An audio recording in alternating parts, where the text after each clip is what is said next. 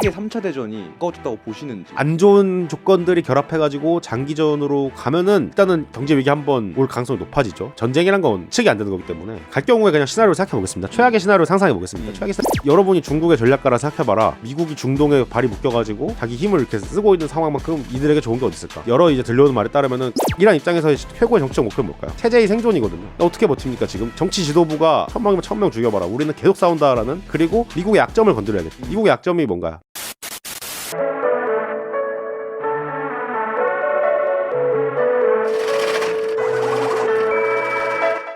네, 이란 전쟁 2차 이란 전쟁 발발했습니다. 이란 전문가 임명웅 선생님 모셨습니다. 시작하시죠.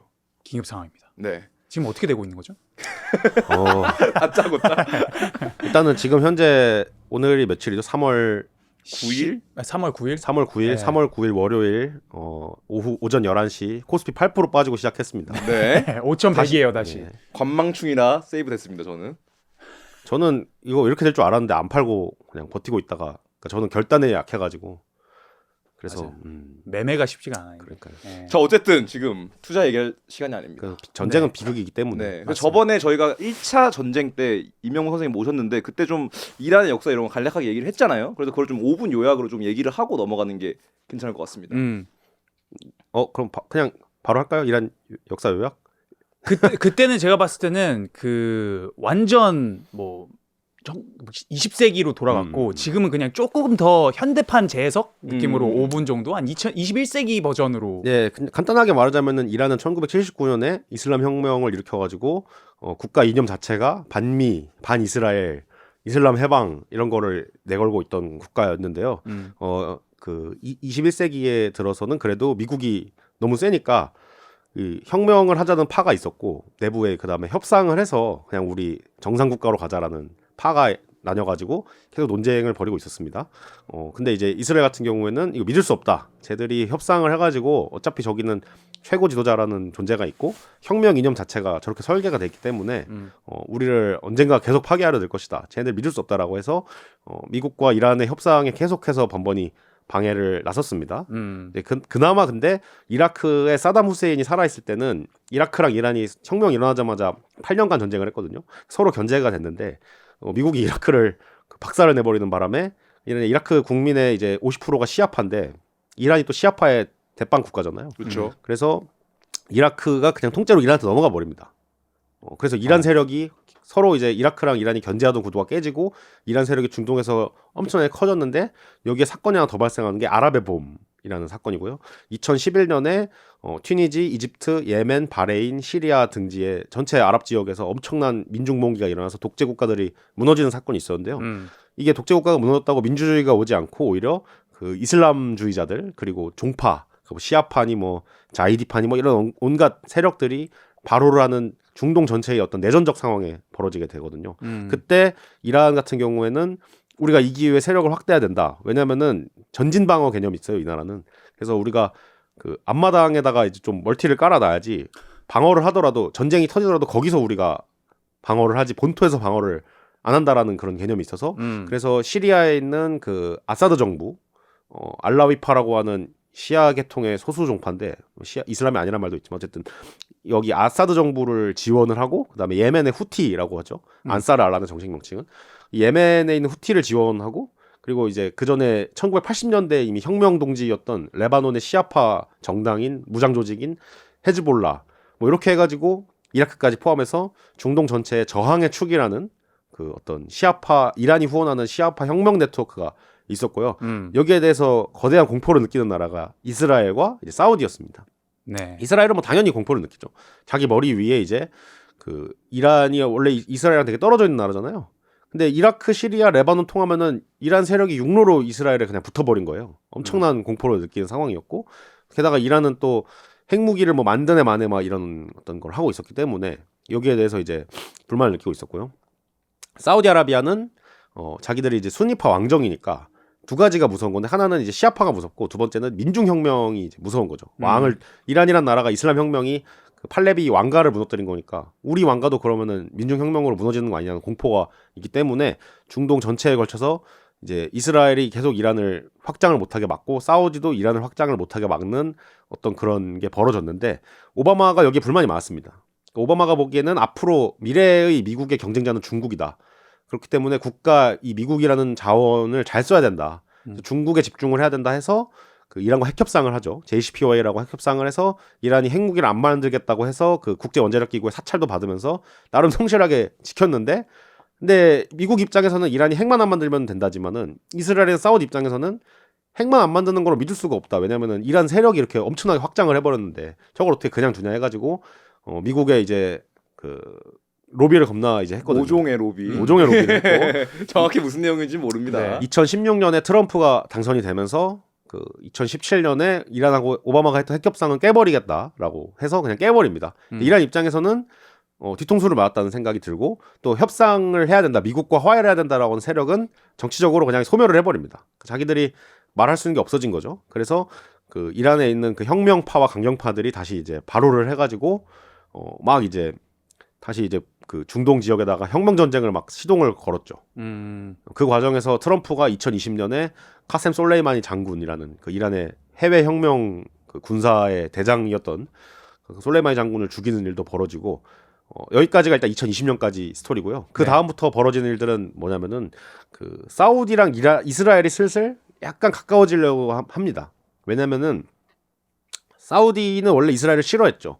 뭐 엄청 뭐 그렇다 원수까지는 아니었지만 처음에는 원수였죠. 왜냐면은 사우디는 자기들이 아랍 무슬림의 대빵이라는 그게 국가 정체성인데 어쨌든 이스라엘의 그 팔레스타인 그 점령은 이제 사우디 입장에서는 용납이 안 되는 어떤 그런 행위였고 그래서 시온주의에 반대한다 하면서 막 70년대부터 굉장히 많은 일을 벌였습니다.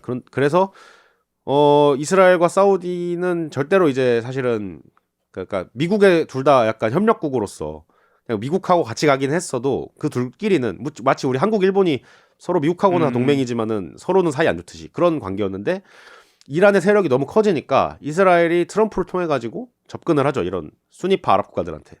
야, 우리가 이스라엘 뭐 아랍 이렇게 싸울 때가 아니다. 저 이란 어떤 애들이 영상을 갖고 있다. 우리가 그렇죠. 그 과정에서 그 문제들이 굉장히 많이 이제 밝혀졌죠. 그래서 2020년 즈음에 이제 아브라함 협정이라는 거 맺는데, 그러니까 이제 우리 셈족이 아니냐 다 아브라함의 자손들. 우리는 이제 이삭이고 유대인은 너희 아랍인은 이스마엘이니까 이란과는 이제 그 이란을 막는 공동 전선을 펼치자 해서 바레인과 아랍에미리트란 나라가 이스라엘과 국교를 맺는 초유의 일이 벌어집니다. 여기에 이제 그 파일이 나오는 거죠. 네. 예. 전쟁이랑 조금 뭐 좀 더 빨리 가주시죠. 전쟁으로. 네. 네. 이게 배경이 중요한데 그래서 아랍에미리트랑 바레인이라는 아랍의 중요한 왕정 국가들과 관계를 맺은 이스라엘의 최종 목표는 뭐냐? 아랍의 대빵 국가인 사우디와 그 관계를 맺는 거였습니다.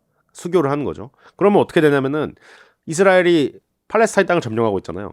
정확히는 1967년에 3차 중동 전쟁의 결과로 서한 지구 그리고 가자 지구라는 곳을 이스라엘이 점령을 했었는데 가자 지구에서는 그 패퇴를 해가지고 이제 빠진 다음에 그 봉쇄를 했습니다. 가자 지구를. 사실상 지붕 없는 수용소라는 말이 있을 정도로 강력한 봉쇄를 했는데 이 가자 지구를 지배하고 있는 정파가 그 유명한 하마스죠. 하마스 입장에서는 어떻겠습니까? 자기들이 아랍 무슬림의 그 대의, 팔레스타인의 대의를 지키고 있다고 맨날 말하고 있는데, 근데 거기에 이제 가장 큰 자원을 갖고 있는 상징적인 국가인 사우디가 이스라엘하고 그냥 악수를 해버리면은 자기들은 이제 완전히 고립된다. 누구도 우리 지켜주지 않는다라고 생각해서 2023년 10월 7일에 이 모든 난장판의 시작인 알 아크사 홍수 작전을 결행합니다. 이스라엘 민간인 포함해서 1000명이 죽는 작전을 펼쳤죠.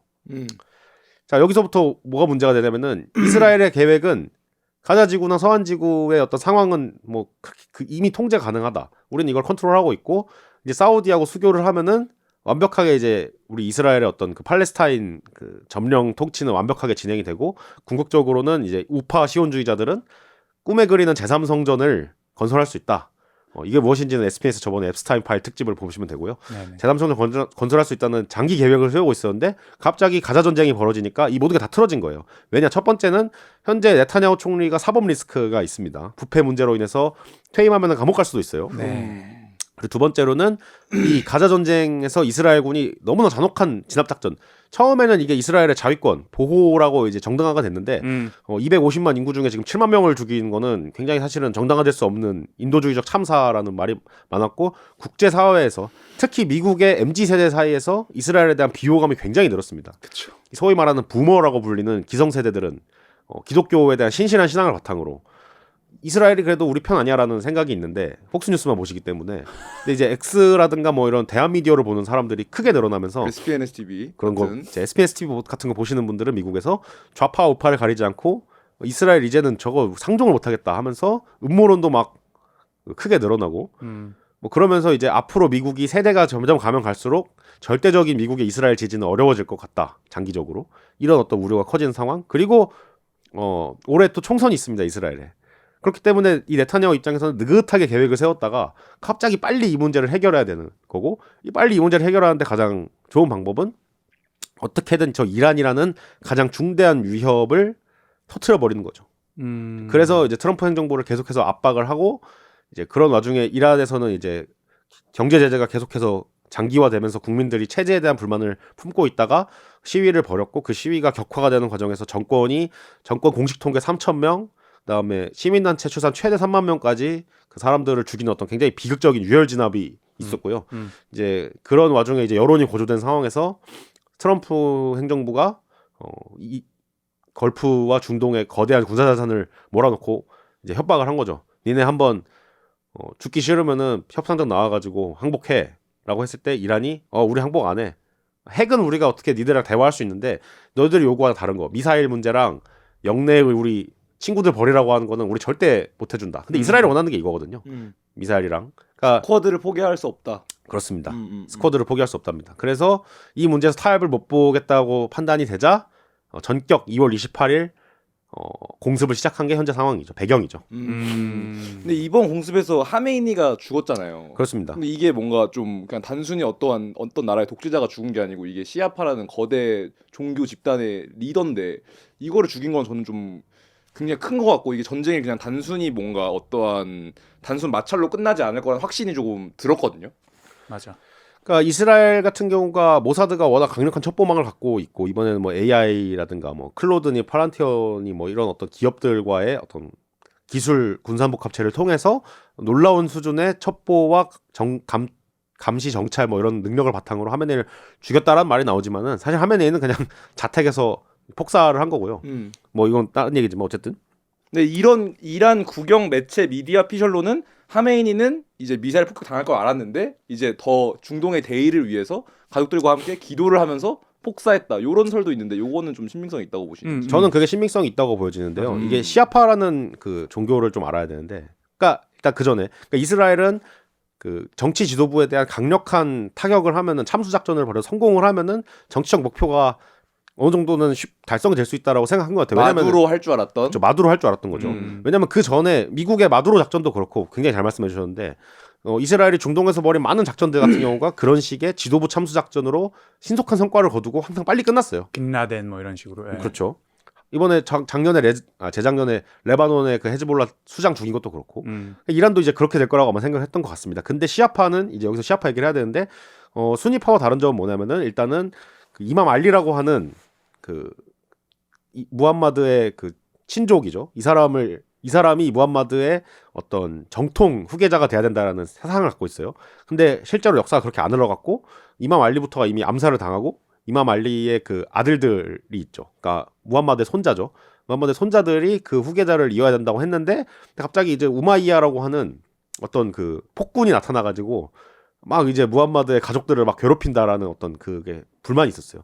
그런 와중에 그 무함마드의 손자이자 이맘 알리의 아들인 이제 후세인이라는 사람이 있는데 이 후세인이라는 사람이 자기가 이제 이 저항을 해야 된다고 하면서 어디를 가는 그러니까 그 저항군이 있는 쪽으로 이제 갑니다. 가는 와중에 자기가 죽을 거 알았어요. 이동 중에 사막에서 이거는 무방비 상태로 노출이 되기 때문에 그대로 죽는다라고 생각을 했지만은 그래도 이건 올바른 일이기 때문에 정의롭게 가야 된다 하면서 자기 가족들이랑 자기 추종자들을 이끌고 이라크의 사막을 건너다가 이제 폭군 야지드가 그 보낸 군대에 의해서 싸그리 몰살을 당합니다. 그래서 이게 이 카르발라라고 하는 데서 이런 일이 벌어져서 이걸 카르발라의 참극이라고 하는데 이 시아파는 이제 그 뒤부터는 이제 카르발라를 사실상 엄청난 상징으로 갖게 된 거죠. 올바른 일을 위해서는 죽을 수가 있다. 그렇게 죽는 건 영광이다. 그 뒤에 남는 사람들은 그때 죽지 못했음을 한탄하며 계속해서 투쟁해야 된다.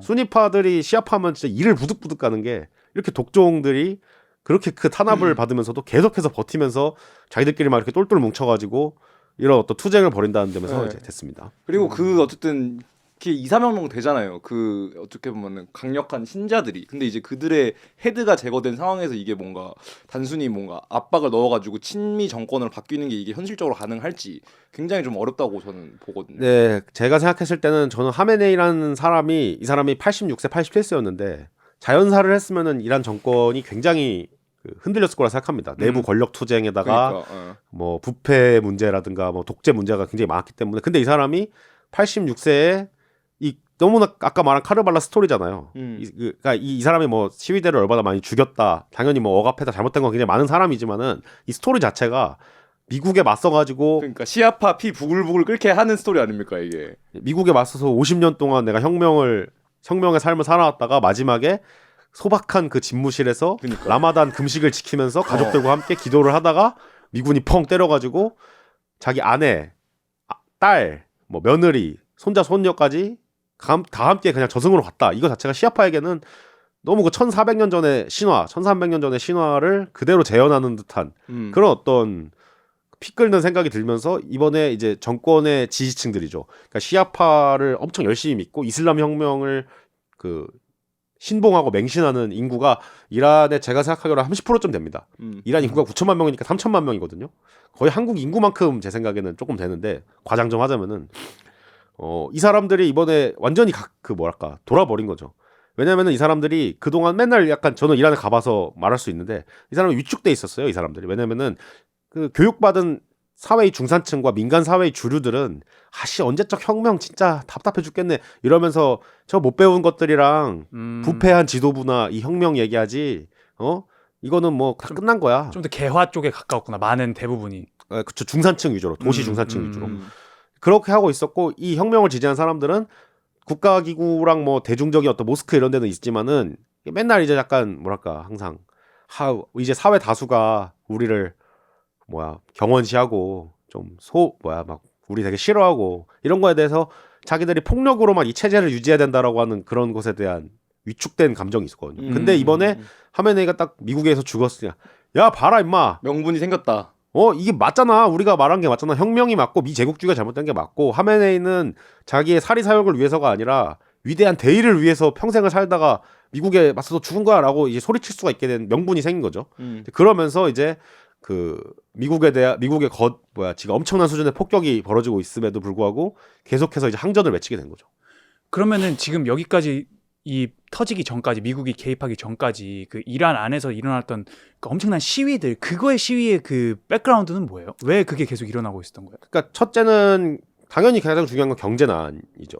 그러니까 미국이 이제 2018년에 트럼프 행정부가 최대 압박 정책이라고 해서 오바마 핵 협상을 깨부순 다음에 그 더 거대한 수준의 더 강력한 수준의 제재를 가해서 이란이 사실상 이제 국제적으로 고립돼 가지고 권한 행군을 하고 있었어요. 근데 이란 사람들이 이제 북한은 아니거든요. 그러니까 인스타그램 다 하고 해외에 맨날 다닐 수 있고 정보를 알고 있고 또 이란의 교포들이 엄청나게 많거든요.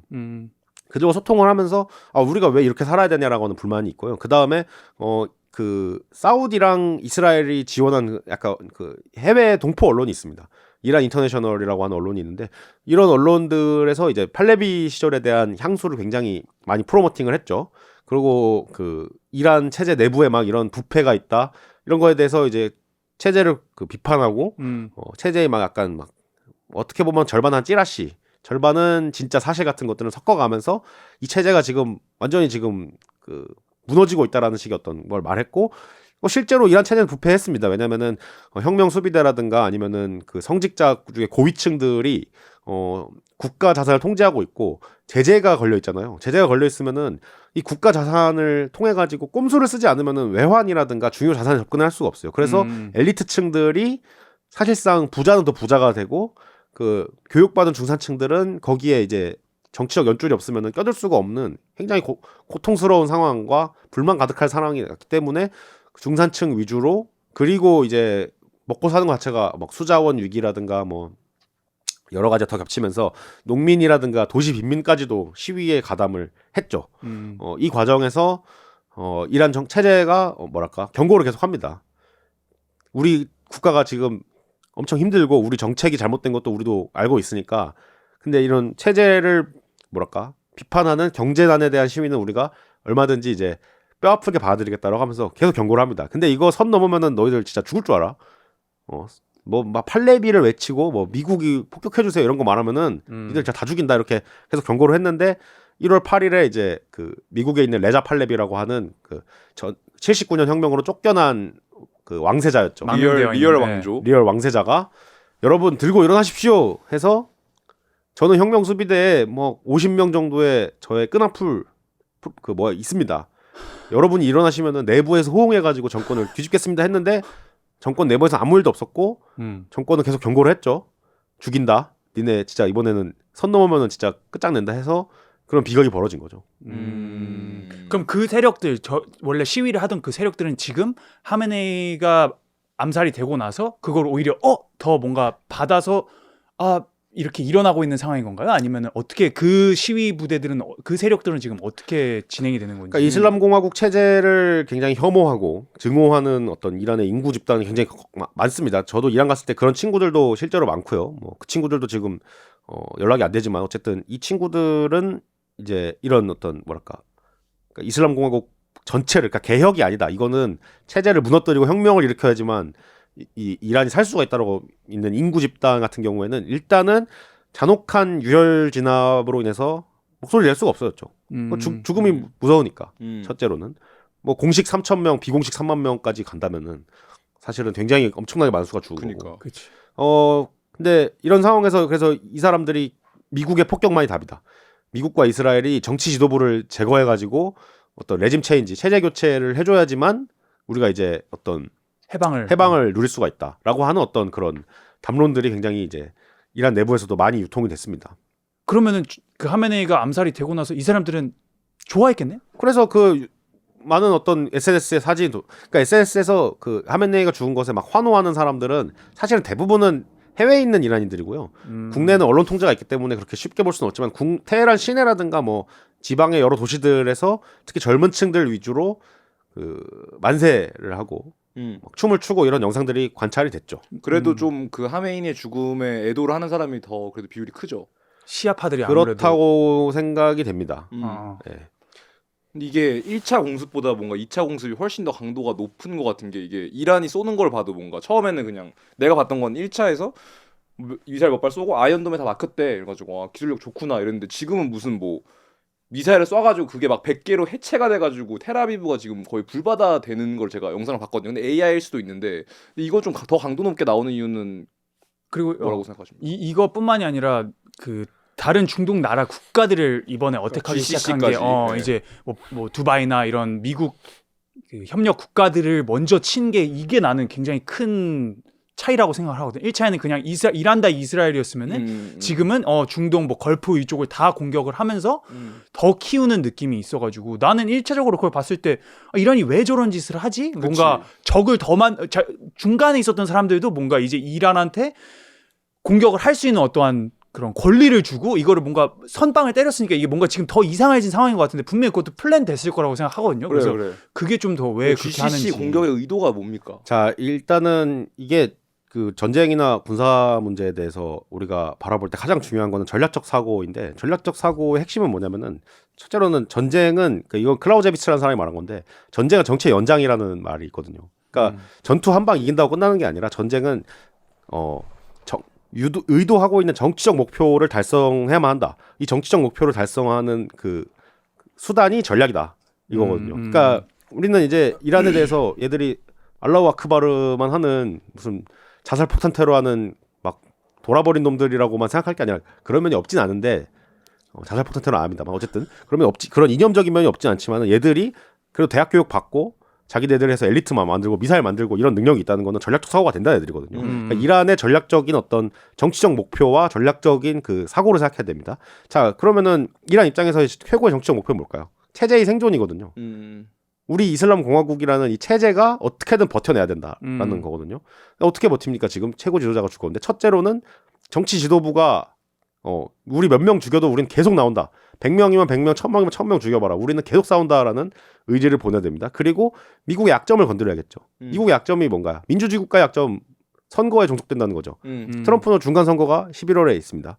그러니까 11월까지 미국의 여론을 어떻게든 간에 뒤집어 놔야 돼요. 전쟁을 하면 안 된다는 여론으로. 그러려면은 뭐가 있을까요? 5일? 경제. 예. 경제죠, 인플레죠. 예. 바이든이 왜 날아갔습니까? 인플레 못 잡아서 날아갔잖아요. 인플레를 막는 가장 좋은 방법은 호르무즈를 막는 겁니다. 첫째로는. 그러니까 이 30km에서 50km만 깨는 이 좁은 해협에 전 세계 석유와 천연가스가 막 다 지나가는데 여기를 탁 틀어 막아버리면은 미국이야 석유와 천연가스 에너지가 자체 작업되죠. 셰일 혁명 덕분에. 하지만은 유럽과 아시아 특히 우리나라 같은 경우에는 이 중동 석유에 엄청난 의존을 하고 있기 때문에 가격이 굉장히 뛰죠. 그러면은 이 시장은 국가를 잘 가리지 않잖아요. 미국에서 파는 것보다 아시아에서 파는 게 좋으면은 아시아로 갖다 주죠. 뭐 이런 식으로 해가지고 전 세계적으로 그 석유값이 올라가면 미국의 국내의 인플레도 올라가고 그러면은 미국 일반 국민들의 어떤 정서 왜 트럼프를 뽑았냐 마가가 왜 나왔냐 JD 벤스 부통령부터 어떤 사람입니까? 이라크전 내가 가보니까 이 쓸데없는 중동 전쟁에 왜 우리 평범한 미국의 장병들이 목숨을 잃어야 되냐 그 돈으로 미국의 제조업을 살리고 서민들이 살기 좋게 해줘야 되는 거 아니냐라는 게 마가의 이념이었는데 근데 중동에 전쟁을 일으켜가지고 물가가 막 뛰고 미국 장병들이 또 죽네? 이거는 유권자에 대한 지지층에 대한 배신 아니냐라는 것을 이란 측에서는 일으켜야죠. 그러려면 첫째로는 호르무즈를 닫아야 됩니다. 근데 여기 두 번째로는 호르무즈를 닫으려면은 뭐가 필요하냐? 거기 미군 기지가 겁나 많아요.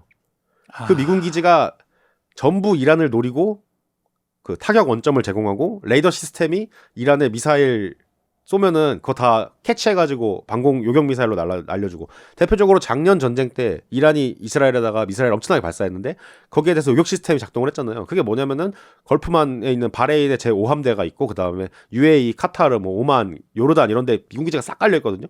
여기 있는 미군 기지가 감시, 정찰, 요격, 뭐 그 다음에 타격 원점 다 제공해 주니까. 근데 작년 전쟁 때는 이게 이란 이스라엘이 어쨌든 형식상으로는 1대1 싸움이었기 때문에 이 미군 애들이 옆에서 보조해 주는 거를 이란이 칠 수가 없었죠. 그걸 치면은 미군 참전이니까. 근데 이번에는 시작부터 미국이 같이 공격을 했기 때문에 이란이 계속 경고를 했습니다. 이번에 전쟁하면은 짱게 만따가가 된다. 지역 전쟁이 된다. 다 뒤지는 거다라고 경고를 했고 무섭다. 그렇기 때문에 이제 중동에 있는 미군 기지를 일단 날려야 되는 거죠. 그럼 레이더 시스템 날리고 뭐 그다음에 뭐 항만 뭐 이런 거 다 날리고 공군기지 타격하고 사드나 패트리어트 이런 거 다 이제 터트리면서 이스라엘 공격을 방어해주는 어떤 미군의 그 핵심 자산들에 대해서 이제 압력을 주고 동시에 이제 미군 장병들을 죽여야지만 미국의 일반 유권자들이 왜 우리 아들 딸이 중동에서 죽어야 되지라는 여론을 또 불러일으킬 수 있는 거죠. 세 번째는 이 걸프 국가들에게 이제 저는 이제 제가 주로 비유로 고환을 잡는다로 표현을 하는데 고잡. 그쵸. 그러니까 원래 우리가 학교 다닐 때 싸움할 때 남자들끼리 하면 안 되는 것들이 몇 개 있잖아요. 눈 찌르기, 고환 잡기, 그쵸. 선생님한테 이르기 등등. 그렇죠.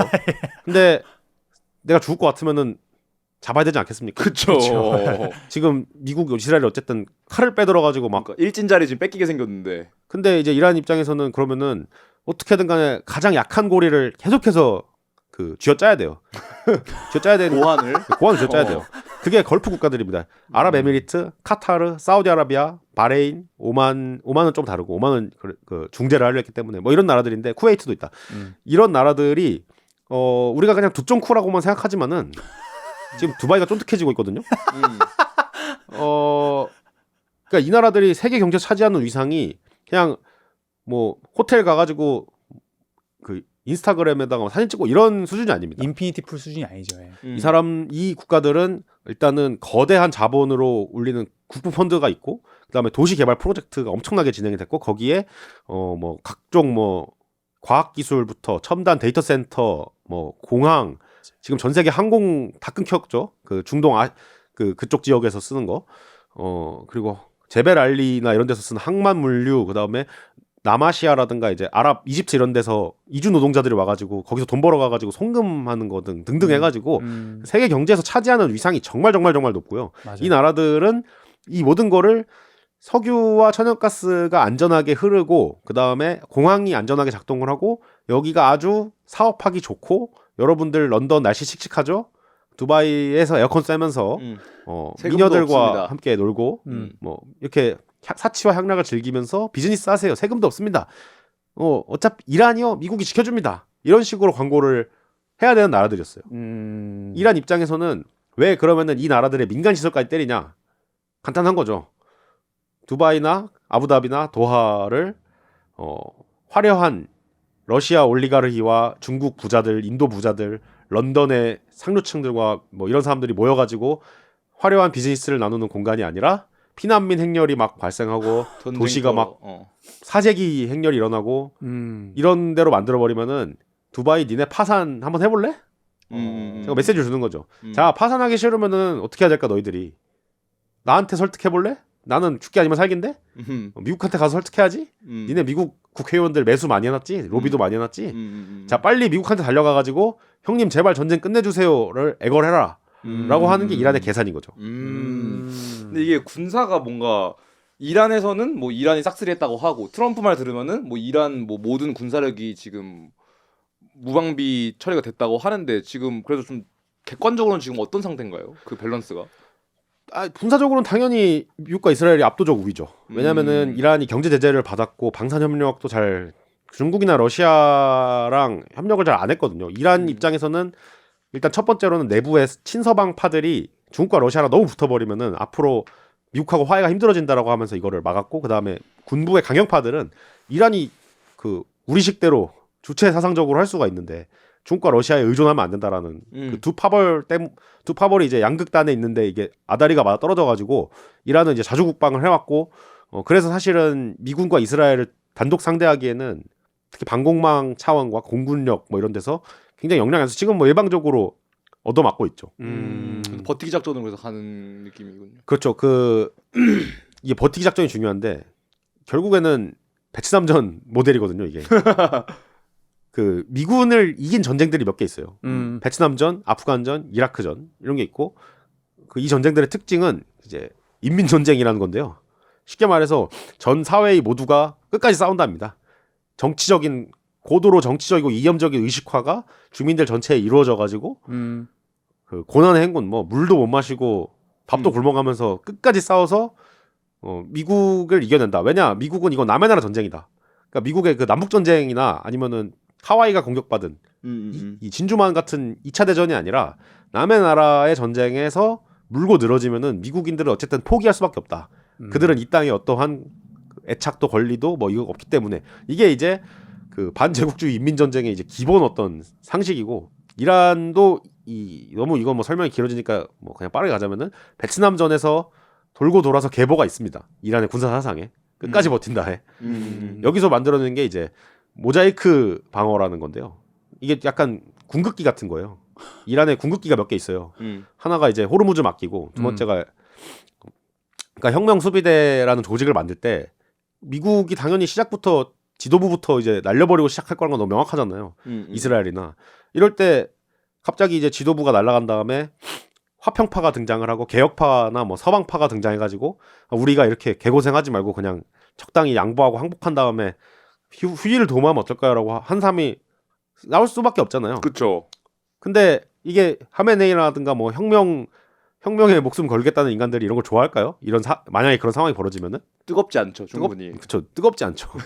그러니까 지역에서 마음이 뜨거운 애들은 알아서 싸워라고 하는 그게 있습니다. 그래서 지역 사령부, 일테면 한국이 뭐 충청도 부대가 있고 전라도 부대가 있고 경상도 부대가 만약에 있으면은 최고 사령부가 날아가면은 이 지역 사령부가 독자적으로 알아서 명령을 안 따르고 작전을 할 수가 있어요. 너희들이 판단해가지고 싸울 수 있으면 계속 싸워라라고 하는 그게 있습니다. 이게 발생을 해버리면은 사실 사회가 군벌화되기 좋죠. 지역 군대들이 중앙의 통제를 안 따르면서 막 날뛸 수가 이제 있지만은 그쵸. 그런 리스크를 감수하더라도 계속 싸워라라고 할 수가 있는 거고, 그래서 이 각 지역 사령부는 징집부터 뭐 군수 생산, 보급, 뭐 작전의 어떤 계획과 실행 같은 거를 이 모자이크 방어 하에서는 지들이 알아서 그냥 할 수가 있습니다. 그러면은 혁명 수비대가 일부 이제 전투 포기하는 부대가 발생할 수 있지만은 이란의 정치적인 목적은 딱 하나거든요. 아까 전략적 사고, 목표를 달성할 수 있는 정치적 목표를 달성할 수 있는 수단으로서의 전략이라는 걸 했을 때 이란의 전략은 미국 애들이 국내의 어떤 인플레이션 압력과 세계 경제의 그 리세션, 침체 압력 그리고 걸프 국가들이 끔찍한 경제적 고통을 무기화하는 거고 여기서의 가장 큰 무기 시간이죠. 오래 버텨야 된다. 경제적 고통은 길면 길어질수록 힘들어진다. 그거이기 때문에 이 이란에 있는 그런 지역 부대들이 뭐 이스라엘 지금 탄도탄 발사 수량이 굉장히 줄었다고 하지만은 형 화납니다. 호르무즈를 닫을 수 있을 만큼만 탄도탄 발사하면 돼요. 드론이랑. 그거를 이제 버티는 거고 탈레반 지도자가 그 유명한 말을 했습니다. 너희에게는 시계가 있지만 우리에게 시간이 있다라는 말을 했는데 그거를 이제 가는 거죠. 근데 이게 이스라엘이랑 미국이 이런 정보들을 모르지 않았을 텐데 모자이크 방어를 할 거고 헤드를 쳐내도 이 시아파들이 들고 일어날 거고 굉장히 힘들고 긴 전쟁이 될 것이다라는 걸 몰랐을 텐데 이거를 뭔가 단순하게 그냥 뭐 마두로처럼 제거했으니까 우리 이제 바로 친미 정권을 바꿀 수 있어라고 생각을 했을까요? 이게 좋은 포인트인 것 같은 게 내가 생각했을 때는 이걸 치고 오히려 이 세력을 이렇게 해서 더 전쟁이 키우려고 한 어떠한 그런 밑에 어떤 밀무 작업이 아닐까라는 생각을 했어. 내가 주말 동안. 그러니까 이게 뭔가 이렇게 그 정도로 멍청할까? 그러니까 그냥 얘네를 없앤다고 해서 이게 상황 정리라고 생각하고 한 것일까? 아니면은 이스라엘과 이란과 어떠한 이거를 해서 진짜 여기서 세력을 정리하고 어떤 이 오더를 뉴 월드 오더를 만들려는 어떠한 그런 무브먼트가 있지 않을까라는 생각이 주말에 딱 생각이 나긴 했거든요. 지금 그리고 브레이킹 뉴스가 지금 이제 하메네이 씨가 사망을 하고 그분의 아들인 모지타박 하메네이가 이제 슈프림 리더로 선출이 됐는데 이게 좀 어떤 영향을 끼칠 거고 요 인물에 대해 좀 궁금하네요. 좀 이게 친미파인지 아니면은 강경파인지부터 시작해가지고 어떤 영향을 끼칠까? 강경파죠. 뭐 일단은 자기 아버지가 죽었는데 침입할 수는 없죠. 그러겠네. 십강경파죠. 예. 자 일단은 이 모지타박 하메네이라는 사람은 대중에 많이 나타나지는 않았지만은 그 이란의 권력 엘리트층, 그러니까 혁명 수비대와 성직자를 이어주는 그러니까 전투적 성직자라고 할 수 있죠. 이 사람 일단 참전 용사예요. 이란 이라크 전쟁 때. 밸런스 대박인데. 17살 때 전선에 나가서 전투해본 걸로 이제 시작한 사람이고 그 뒤에 이제 신학자가 돼서 아버지를 이제 이으면서 이란의 어떤 그런 재정이라든가 혁명 수비대와 성직자의 어떤 정치 이념 노선이라든가 이런 거를 막후 관장하던 사람으로서 원래부터 후계자 가설이 있었는데요. 근데 대체로 이란 전문가 사이에서는 모주타바 하메네이가 아들이 후계를 하기는 어렵다라고 했습니다. 왜냐하면은 이란 혁명 왜 했습니까? 왕이 싫다 이거 아니야. 그러니까. 세습 정권이 싫다 아니에요. 그래가지고 이 모주타바가 된다면은 이슬람 혁명의 어떤 정통성 자체를 흔드는 거기 때문에 그리고 개혁파라든가 이제 세속적이고 중산층 자유주의 중산층들이 더욱더 체제를 증오할 것이기 때문에 그쵸. 절대 못한다라는 게 일단은 우리 이란 전문가들의 대체로의 합의였는데 문제는 뭐냐면은 하메네이가 죽을 때 하메네이 혼자만 죽은 게 아니잖아요. 가족이 다. 이 모주타바 하메네이 입장에서 봅시다. 아버지 죽었죠. 어머니도 죽었습니다. 들리는 말에 따르면 자기 아내도 죽었대요. 그리고 자기 자식들도 죽었대요. 자, 이 사람만 남았어요. 그리고 자, 과연 이 사람이 그리고 이 최고 지도자에 오르면은 미국과 이스라엘의 참수 작전 제 1타겟이 됩니다. 그냥 죽으러 가는 거예요, 사실은. 그 자리에 앉는 거 자체가. 누가 이거를 세습이라고 할 거예요. 이거는 이제 그 정치적으로 봤을 때 강경파들 사이에서는 이거는 그 너무나 카르발라 이맘 후세인 걸 따라가는 어떤 그런 결정인 거고 그렇기 때문에 이 양반이 왔다는 거는 혁명 수비대를 중심으로 우리는 또 버티기 작전 들어간다. 오히려 결집이 지금 많이 될 것 같은 느낌. 끌어오르네. 그러니까 일단은 가장 전쟁에서 중요한 건 정치든 전쟁이 중요한 거는 꼭 전체 인구가 다 이걸 지지할 필요가 없어요. 조직되어 있는 결의에 찬 인간들만 30%만 뭉쳐도 그거는 뭐 엄청난 수준의 정치적 효과를 발휘할 수가 있고 이 사람들은 또 국가와 관료와 군을 갖고 있기 때문에 그 인구의 한 50% 정도로 추정되는 체제를 회의적으로 보거나 체제를 증오하는 사람들은 이제 무서워서라도 말 못하죠. 전쟁 상황에서는. 이게 제가 본 걸로는 그냥 전쟁이 제일 빨리 종식될 수 있는 경우가 어쨌든 하메네이가 죽었으니까 그냥 친미적인 어떤 사람을 대충 앉혀가지고 우호적인 제스처 취하게 하고 종전 혹은 휴전으로 가는 게 뭔가 세계 3차 대전으로 번지지 않는 시나리오라고 했는데 요분은 근데 전혀 그거에 뭔가 동의하지 않을 것 같네요. 그렇죠. 그가 베네수엘라에서 마두로 날아간 다음에 그 델시 로드리게스가 이제 잡았잖아요. 델시 로드리게스가 미국에 지금 석유도 잘 팔아주고 그 막 그러고 있으니까 그런 거를 기대했을 거라는 말이 있습니다. 근데 뭐 저 같은 경우에는 저희 뭐 제가 이란 전문가 계통에서는 이란은 베네수엘라는 아닐 것 같은데 왜냐하면 저기는 혁명 역사라든가 역사적인 어떤 뭐 문명의 근본력이라든가 뭐 종교도 있고 이런 게 있어가지고 아마 개기려면 끝까지 개길 것 같다라는 게 이제 대체로 저희 측의 이제 관측이었죠. 트럼프가 임명목을 만났더라면 아니 뭐 임명까지 할 필요 없고 뭐 미국에 제가 누구한테 배웠겠습니까? 다 미국에 있는 이란 전문가들한테 배운 거죠. 아니 그래서 지금 이 상황이 터지고 나서 그 뭐 프리딕티브 히스토리 그 사람이 얘기했던 그 예언들이 다 지금 재조명이 되면서 뭐 고등학교 선생님 넘버원 고딩 선생님. 예, 뭐 프린스턴 출신 고등학교 선생인가요? 뭐 그런 걸로 알고 있는데 그분이 뭐 세 가지 예언을 했는데 뭐 이제 2023년인가 뭐 트럼프가 이제 당선될 것이다. 거고. 당선되면은 이란에 이제 2027년 뭐 3월이라고 뭐 이렇게 타임라인까지 찍었더라고. 그때 이란한테 전쟁을 공격을 할 것이다라고 했고, 난 미국이 질 것이다. 결국에는 라고까지 얘기를 했어요. 그리고 아까 명문님이 얘기했던 왜 지는 거에 대한 레셔널도 굉장히 많이 얘기를 했어요. 그러니까 이 언더독에 있어서 굉장히 간과하는 것들, 우리가 뭐 베트남 전쟁이나 그런 거를 그런 것들이 있고, 그리고 아까 얘기했던 내가 이걸 점책에 보면서 느낀 게 이 지정학이라는 게 굉장히 중요하더라고요. 지오폴리틱. 지오폴리틱스가 굉장히 중요하고 아까 얘기했던 그 호르무즈 해협이 정말 그 세계의 불알이야. 그렇죠. 거기에 모든 어떤 그런 이 에너지가 다 쏠리고 있는 느낌? 우리도 줬대. 거기 차크라가 다 글로 뭔가 다 쏠리고 있어. 그거를 통하지 않으면은 뭔가 이게 서큘레이지 안 되는 느낌이더라고. 그래서 그거에 대해 굉장히 많이 조명을 받으면서 불알권을 갖고 있다. 이란이. 세계의 불알이 이란이라고 봐도. 자, 그래서 미국 입장에서는 제 생각에는 일단은 폭격을 겁나 때리면서 이란인들의 항전 의지를 무너뜨려야죠. 제 생각에는 거의 이번에 테헤란의 유류 저장고를 폭발해가지고 테헤란이 불바다가 됐거든요. 지금 독가스 비가 내리고 있습니다. 굉장히 인도적 재앙인데 이런 것까지 우리가 하겠다. 그래서 그 테헤란에서 이제 아라크랑 그다음에 이스파한을 잇는 산업벨트랑 그다음에 미사일 기지들, 뭐 혁명수비대의 주요 군부대들 뿐만이 아니라 학교, 병원, 방송국 뭐 가리지 않고 다 그냥 쓸어버려서 도시의 기능을 마비시키면은 저항 능력이 분쇄되지 않겠냐라는 전략으로 점점 가고 있는 것 같아요. 제가 지금 어떤 폭격되는 어떤 그런 장소들을 봤을 때는. 그리고 이란이 어쨌든 간에 호르무즈를 봉쇄하려면은 일단은 아직은 공식적으로 이란이 봉쇄라고 말 안 했거든요. 공식 봉쇄를 하면 이제 기뢰를 뿌립니다. 근데 기뢰를 뿌리는 거는 아직은 하지 않았고 지금 중국 유조선들만 통과시켜주고 있는데 어쨌든 그 핵심은 뭐냐면은 배가 지나갈 때 대포든 드론이든 미사일이든 간에 배가 지나가는 거를 일단은 깔 수가 있어야 되고 그 다음에 그 지금 이란 해군이 괴멸됐다고 하는데 아직 고속정들이 남아 있거든요.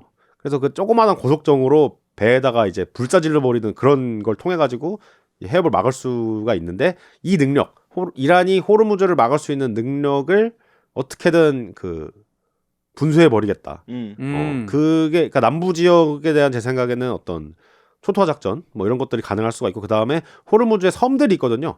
그리고 지금 나오는 거는 페르시아만 좀 약간 깊숙한 곳 쪽에 이라크 가까운 쪽에 카르그 섬이라는 데가 있는데 이란의 석유 정제 수출 인프라 집중되고 여기를 이제 점령을 하는 방안도 지금 논의가 되고 있고 그런 식의 어떤 뭐 미국 애들도 다 전략적 사고가 있으니까 카운터 논의들이 또 있죠. 전쟁이라는 게 원래 주거니 받거니 하면서 카드를 계속 이제 왔다 갔다 하는 거니까. 미국 본토 타격 가능성은 없나요?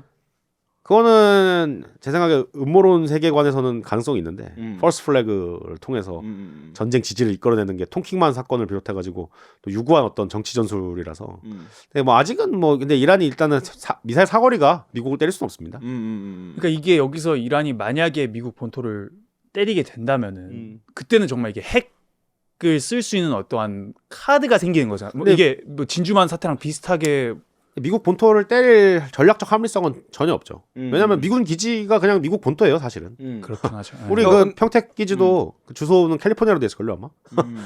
어쨌든 맞아. 베네수엘라랑 이란이랑 어쨌든 근데 중국 압박도 크잖아요. 저는 이게 근데 중국 압박이라는 게 장기적으로 봤을 때는 어떤 그런 효과를 기대할 수는 있지만은 이게 단기적으로나 중기적으로나 심지어 장기적으로 봤을 때도 이게 저는 중국한테 오히려 도움이 되면 됐다고 생각을 하거든요.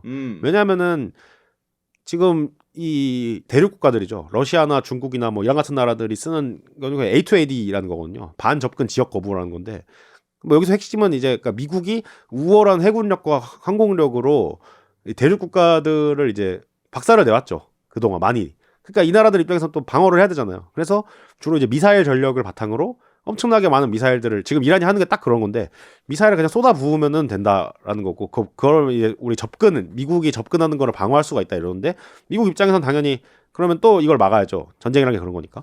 붉은 유황 효과가 있으니까. 그러면은 MD가 필요하죠. 그래서 패트리어트나 사드 같은 게 이제 있는 거잖아요. 레이더로 막 미사일 잡고 그래가지고 쏴가지고 요격하고 이런 건데 지금 미군 기지 중동에 있는 미군 기지에 있는 사드 레이더라든가 패트리어트 포대라든가 막 몇 개 터졌다는 말이 있는데 그리고 요격 미사일 계속 쏴야 되잖아요.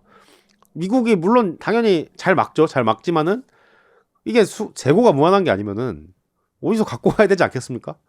근데 유럽에 있는 거는 이미 우크라이나가 더 열심히 쓰고 있잖아. 어디서 갖고 올까요? 제 생각에 아태 지역, 우리 한국이 있는 이 지역들에서 장기적으로 미국이 이게 소모전으로 가버리면은 한국 일본에서 수입을 한다. 그러니까 한국 일본에 있는 미군 기지에서 비축된 분량을 빼올 수가 있고 최악의 경우에는 불편한데? 그러면은 중국 입장에서는 아이고 대만이 안 그래도 요즘에 좀 대만을 좀 먹고 싶어졌는데 미국의 방공 미사일과 요격 미사일과 레이더가 무서워가지고 조금은 우리가 참고 있었는데 이게 스토리지가 조금 점점 딸피가 돼가는 것 같네라고 생각을 할 수가 있겠죠. 그렇죠. 그리고 두 번째로는 현재 이란이 중국 유조선들은 통과를 시켜주고 있단 말이죠. 그러니까 석유값이 올라서 중국도 고통을 받지만은 중국은 일단은 위에 러시아가 있습니다. 그 러시아랑 석유 파이프라인, 뭐 가스 파이프라인을 통해 가지고 중앙아시아도 있고 해가지고 육상을 통해 가지고 정말 긴급한 분량은 얘들이 조달을 할 수가 있거든요. 해칭을 해놔가지고. 그럼 중국이랑 러시아는 좀 어떻게 반응할 것 같아요? 이 전쟁에서. 이란의 힘을 실어주는 방향? 뭐 우리 존 미어샤이머 선생님 유튜브 스타가 되신 이제 교수보다는 존 미어샤이머 선생님이 말하기로 여러분이 중국의 전략가라 생각해봐라. 미국이 중동에 발이 묶여가지고 자기 힘을 이렇게 쓰고 있는 상황만큼 이들에게 좋은 게 어디 있을까? AI 본격 투자하는 건가? 지금 말에 따르면 뭐 여러 이제 들려오는 말에 따르면은 그러니까 미국이 GPS 시스템 있잖아요. 이 GPS 시스템은 결국엔 미국의 이제 위성 자산에 의존을 해야 되는데 군사 위성 자산을 경쟁국 잠재 적국에 의존하는 거는 안 된다라고 하는 나라들이 있을 거 아니에요. 반미 국가들은. 그래서 러시아랑 중국은 각각 글로나스랑 이제 베이도우라고 하는 그 자기들만의 그 위성 항법 장치들을 만들었는데 이게 사실은 굉장히 중요한 게 우크라이나가 러시아에 맞서가지고 굉장히 잘 싸웠잖아요. 이게 가능한 게 뭐냐면은 러시아의 전통적인 장기는 이제 기동전인데 병력을 어딘가에 모아가지고 이제 신컨을 해가지고 스타크래프트 용어로 말하자면 그걸 가지고 이제 쌈 싸 먹어가지고 작전적 우위를 점한다가 러시아의 사상인데 미국이 맵팩을 켜줬어요. 그러니까 위성을 바탕으로 해서 미국의 그 압도적인 정찰 자산으로 러시아군이 어디로 움직이고 어디로 모이는지를 그냥 실시간으로 알려주니까 우크라이나 애들은 이제 러시아군이 좀만 모이면 드론이랑 하이마스 미사일 같은 거 쏴가지고 러시아군이 애초에 모이지도 못하게 싸웠고 그래서 러시아군이 지금은 3명 5명으로 움직여요. 그 공격 부대가 많이 모이면 바로 미사일 날라오니까 드론이랑 이렇게 맵팩이 중요한데 지금 중국이 이란에다가 맵팩을 켜주고 있다는 말이 있습니다. 그러니까 초반에 미군 기지라든가 여러 이제 감시 자산들 이런 거에 대한 타격이 굉장히 효과적이었다는 말이 좀 나온 게 중국이 맵팩 켜준 거 아니냐. 러시아도 지금 맵팩 켜주고 있는 거 아니냐. 표적 찍어주고. 그리고 그 지금 몇 개 나오는 게 이제 호텔 때리는 거 이란 애들 호텔 때리는 거 있잖아요. 그 호텔 때릴 때 이제 그 이란 애들이 공식 발표를 이렇게 합니다. CIA 요원이 거기에 머물고 있었기 때문에 맞아. 갈겼다 이건데 뭐 이게 이란의 선전일 수도 있지만은 진짜라고 한다면은 솔직히 뭐 이란 애들이 모사드한테 다 털려가지고 자기들 그 핵심 수뇌부도 그냥 싹 날아갔는데 이란 애들이 어떻게 뭐 CIA 모사드 요원이 어디 있었는지 그렇게 잘 알았겠어요. 누가 도와줬을까? 뭐 이런 생각을 해볼 수 있는 거죠. 중국, 러시아. 그리고 미사일도 뭐 중국제나 러시아제 미사일이라는 얘기가 있더라고요. 아이언돔을 뚫을 수 있는 그 100개로 나눠지는 그거는 호람샤흐르 4 미사일인데 그거는 북한 기술 협력을 통해서 만들어졌다는 가설이 있고요. 오히려 옛날에 쪽이다. 그 이란 같은 경우에는 자체적으로 생산을 합니다. 근데 부품이나 이제 고체 연료 같은 것들은 중국이나 러시아가 물밑에서 지원을 해준다는 말이 있는 게 테헤란에서 베이징을 가는 한방에 가는 기차 노선이 작년에 개통이 됐거든요. 그리고 러시아랑은 카스피해를 통해 가지고 바다로 연결돼 있기 때문에 호수로 그래서 이제 사실은 물밑에서 그냥 찔러 넣어주기는 좋죠. 근데 뭔가 직접적인 참여는 아직은 안 하는 게 어쨌든 러시아나 중국 입장에서도 조별 과제거든요. 결국 이게 조별 과제이기 때문에 러시아는 지금 우크라이나 문제를 둘러싸고 미국하고 쇼부를 봐야 되는 상황이고 중국 같은 경우에도 어쨌든 그 중국 내부에도 미국하고 싸우자보다는 미국하고 장사를 하자라는 파벌이 꽤 있잖아요. 음. 그들의 입장을 생각했을 때는 이란을 너무 도와버리면은 미국이랑 이게 좀 관계가 어쨌든 그래도 미국이 초강대국인데 이런 문제가 생기기 때문에 중국이나 러시아도 아직은 조금 이제 관망을 하는 모양이 있지만 그래도 한 가지 확실한 거는 전면적으로 지원하지 않아도 미국을 아주 고통스럽게 괴롭힐 수 있는 정도로는 그건 지금도 지원할 것이고 주 영국 러시아 대사가 우리는 이번에 중립 안 지킬지도 모른다라고 말은 했습니다. 얼마 전에. 무서운 말이네. 그러니까 이게 그렇게 되면은 진짜 지정학적으로 봤을 때 결국에는 뭐 이란, 러시아, 중국 대 뭐 미국 뭐 이런 식으로 결국에는 세계 3차 대전으로 가는 느낌이잖아요. 그러니까 이게 이게 사실은 그렇게 고조가 되면 이게 사실 이제 모두가 궁금해하는 질문인 것 같은데 이제 그래서 결국에는 세계 3차 대전이 조금 가까워졌다고 보시는지. 일단은 첫째로는 제 생각에는 장기전으로 가는 시나리오를 생각해 봐야 됩니다. 그러니까 만약에 호르무즈를 뚫어냈다. 정말 미국의 우월한 전략 폭격과 감시 정찰 자산과 핵심 타격과 AI 어떤 걸 통해 가지고 호르무즈를 빨리 뚫어내고 그다음에 안전하게 유조선과 가스 뭐 LNG 선박들이 호르무즈를 통과해 가지고 우리의 유가도 좀 잡아주고 코스피도 다시 돌려주고 이런다면은 뭐 정리가 되는 거겠죠. 그러면은 그러니까 이란에 굳이 지금 현재 미국 입장에서는 이란의 우호적인 정권이 들어설 필요도 없고 두 가지만 달성하면 됩니다. 이란이 이제 정치적 혼란에 빠져들어서 국가가 해체되는 경우가 이스라엘 입장에서 베스트고요. 두 번째는 이란에 이제 어쨌든 호르무즈를 봉쇄하지 못할 만큼 군사적 역량을 이제 그냥 분쇄를 시켜버려야 됩니다. 그러니까 이 목표를 빠른 시일 내로 달성을 하면 할 수도 있죠. 할 수도 있고 가능성이 없는 것도 아니고 미국에 뭐 워낙 힘이 세니까 그럴 경우에는 뭐 큰 문제는 없는데요. 근데 여기서 중국과 러시아의 지원이라든가 이란의 장기전 항전 뭐 이런 것들이 그리고 이란의 어떤 우리가 생각했던 것만큼 드론과 미사일이 더 많았다라든가 이런 것들이 그 안 좋은 조건들이 결합해가지고 장기전으로 가면은 일단은 경제 위기 한번 올 가능성이 높아지죠. 특히 유럽 같은 경우도 지금 굉장히 심각합니다. 러시아한테서 가스를 안 사오기로 했는데 그래서 카타르를 사오기로 했는데 이게 막혔네. 뭐 이런 상황이라서 자 어쨌든 그리고 그래서 미국이 중동에다가 발이 묶이게 되면은 뭐 굉장히 이제 힘들어지겠죠.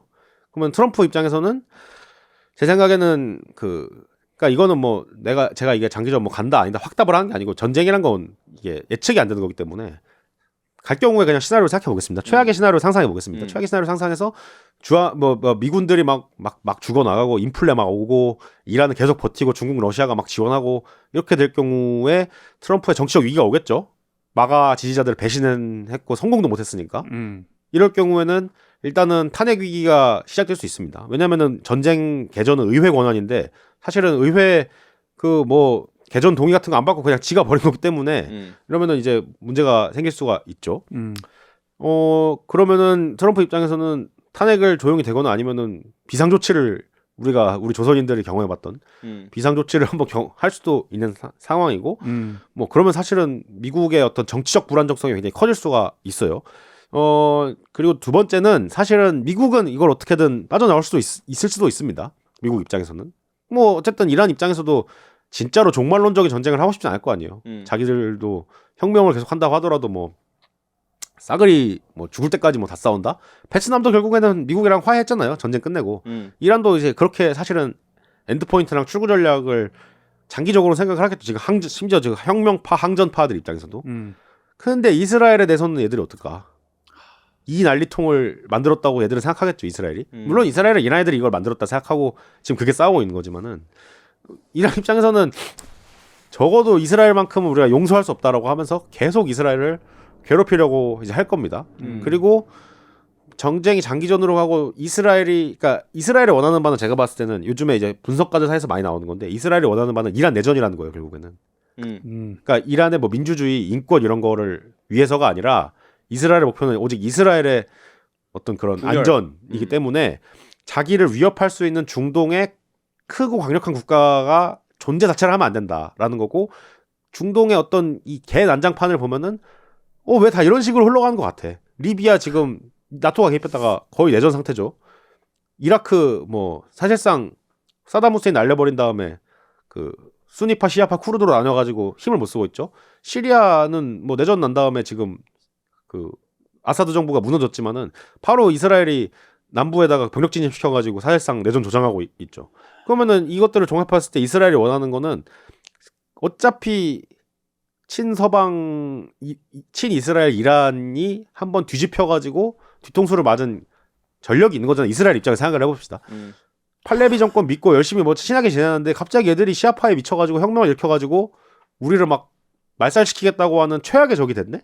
그러면은 친서방 이란이 또 들어선다고 하더라도 이걸 믿을 수가 있겠냐 이거죠. 완벽한 파괴와 분열을 원할 수 있다. 오히려 완벽한 파괴와 분열로 10년, 20년 정도, 시리아가 지금 내전 15년 하고 있는데 10년, 20년 정도를 그냥 혼란을 만들어버리는 게 이스라엘 입장에 좋을 수가 있다.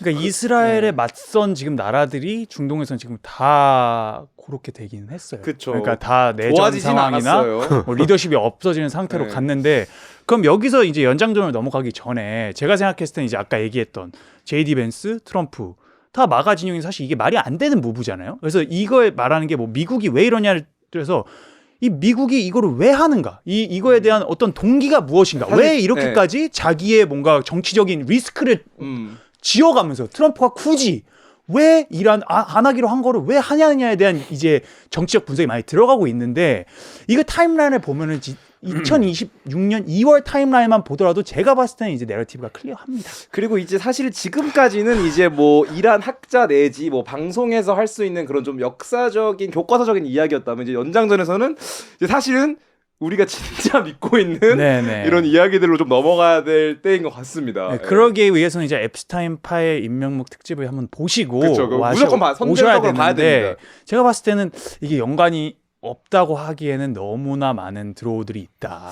네, 그래서 아무 데서나 알 수 없는 이란 전쟁의 진짜 비하인드 스토리를 배우고 싶다면은 예. 엔젤 투자자 가입해야겠죠?